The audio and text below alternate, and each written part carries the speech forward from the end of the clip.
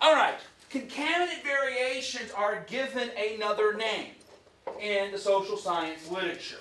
It is exactly the same concept, but we call them, instead of concatenate variations, we call them correlations. So I might say there's a correlation between the speed of my car and the funky sex noise it would make. Or I might say there's a correlation between, let's see, the amount that I eat and my weight. That's a correlation. So with a correlation, each individual, each culture, each unit, whatever the unit happens to be, gets ranked on two variables. So I might get your high school GPA and your college GPA. So what I might do is something like this. I might say, okay, I have everybody's high school GPAs and all of your college GPAs. And what I'm going to do is I'm going to say, okay, this is this person's high school GPA and their college GPA. And I'm going to do that across the population and see if any kind of relationship exists between the two.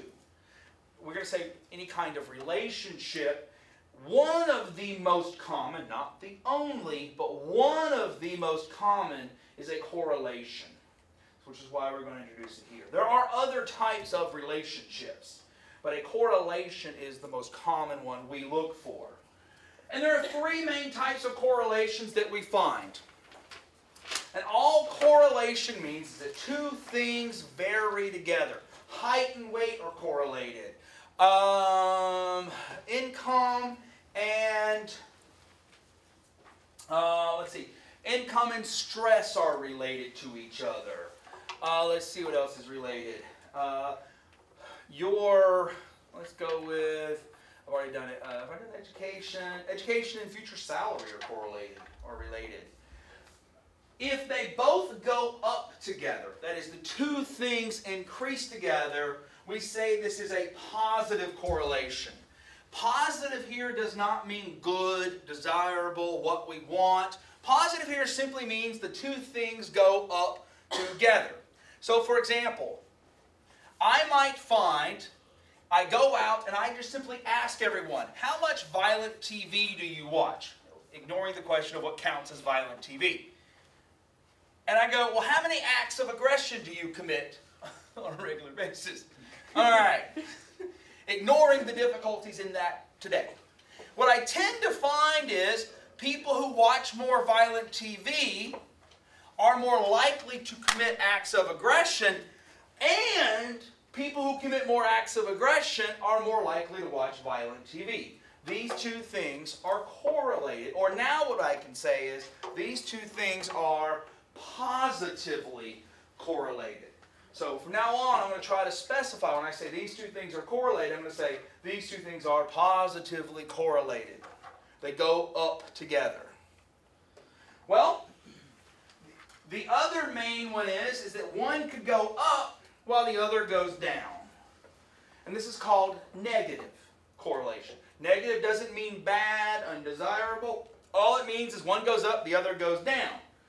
So, I might find if I go around the room and get everyone's optimism scores. So I go around the room and go, hey, on a scale of 1 to 5, how optimistic are you? And, you know, you tell me, and I go, oh, 1? Well, that's not very good. 5? Yeah, you're optimistic. And then I go, how often are you sick? What you tend to find, this is a true correlation, what you tend to find is more optimistic people get sick less, and the people who get sick less are more optimistic. Now, on Friday, I'm going to tell you what I haven't found, but today we're just going to say we have discovered that these two things are negatively correlated. Notice that I haven't found that being optimistic makes you less sick. All I found is they're related to each other.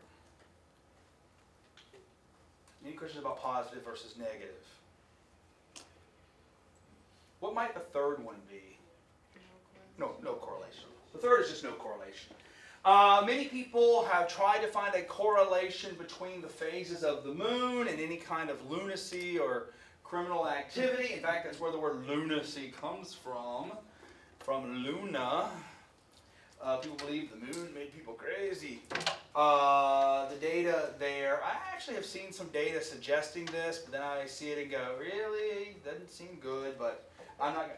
For now, we'll just say there's no correlation and leave it there. I've seen some people argue it, and they're not necessarily lunatics who do so. So let's see these in action. So to give an example of positive correlations, this is actually sort of disturbing example. Lots of research in the other social scientists suggest that people are really quick to form judgments. It's like, I see you, what's your name? What? Fiaz. I see Fiaz and I go, make a quick judgment about him.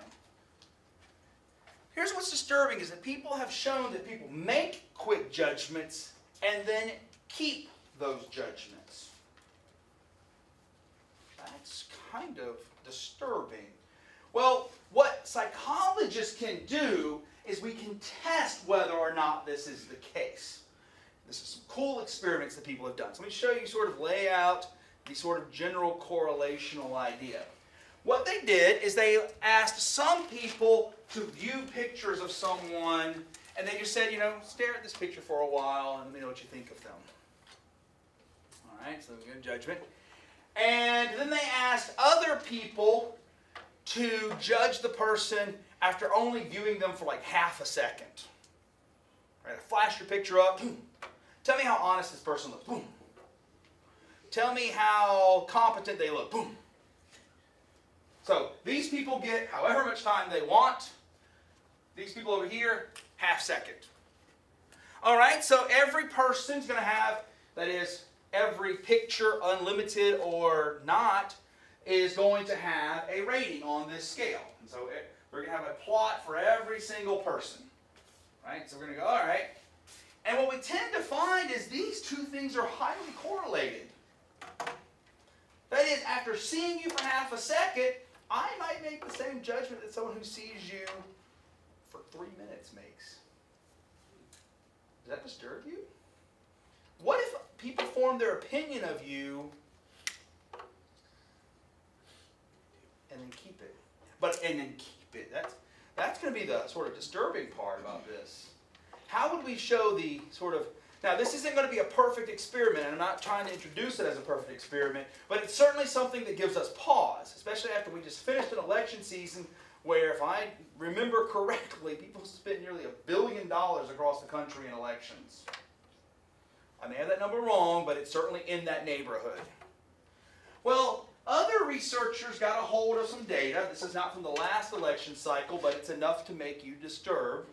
So think about people spend millions of dollars going, here's my message, here's what I'm trying to tell you, here's what I deeply believe. Well, what some researchers did is they showed people pictures for half a second. And all they did was say, like, which of these people look more competent? So here we are. So look at this. We have a nice positive correlation between, sorry, I haven't got to the positive correlation yet. So we get a rating of which person looks more competent, and then they plotted on the other axis who's going to win the election. Or technically who won the election. And there's a positive correlation between people's half-second guesses of competence and who ultimately won after spending millions of dollars. You aren't bothered by that? What if voters are just going, I like that guy. He has a nice face. I mean, I think it is kind of scary. There's a positive correlation between the judgments that one set of people make in half a second and then what the voters in their district make after months of them going, vote for me. Months. Yeah, I mean, a year and a half of the election cycle. Here's another one. Get your clickers out for this one. I'll let y'all vote on this one. Countries vary greatly in how important religion is to them. And so what you can do is you can go across various countries and you can ask them how important is religion to you? Or you can phrase it various ways like, what percentage of people say religion is very important? And you find some correlate, so you find some numbers. And you can try and plot this against another axis, income of the country. What correlation do you think exists across the globe between income and religiousness? Do you think it's A, positive, B, negative, or C, there's no correlation between religion and income? So do you think it's A, positive, negative, or none? What relationship do you think exists between the income of a country and its relative religiousness? Did I start it? Or did I just stop it? Stopped it. How many people do I have? All right, guys, that's enough. Okay, y'all voted that there was going to be a negative one, and y'all are correct. There's actually a negative correlation between these two variables. In words, what does this mean? The more religious you are, the less you are. Or Either way. Either way. You know, there's a negative correlation between these two, so the more religious the country tends to be, the less religious the country tends to be, also the less religious, blah, blah, blah. The U.S., there's a technical name for countries like the U.S. in statistics, or this kind of statistic, we're an outlier. We don't follow the general pattern. You can see that Vietnam's also an outlier. But we are way more religious as a country than you would predict given our relative income.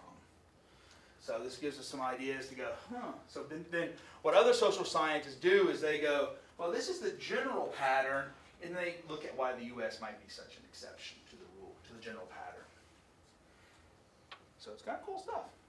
I'll just give you some more real-world correlation. So you have these. The voters with the strongest opinions are the least likely to change their minds. So there's a negative correlation between these two variables. Here's what I find most peculiar. The voters with the strongest opinions are the negatively correlated with changing their minds, but positively correlated with watching all those news shows. I'm like, why are you watching those shows? But are they only watching the shows that agree with them? That I don't have the data for, but they're more likely to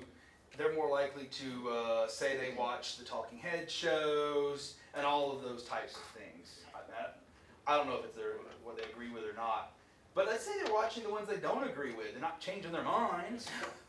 I got things to do. There's a negative correlation between social status and stress. I know y'all are surprised to find that one.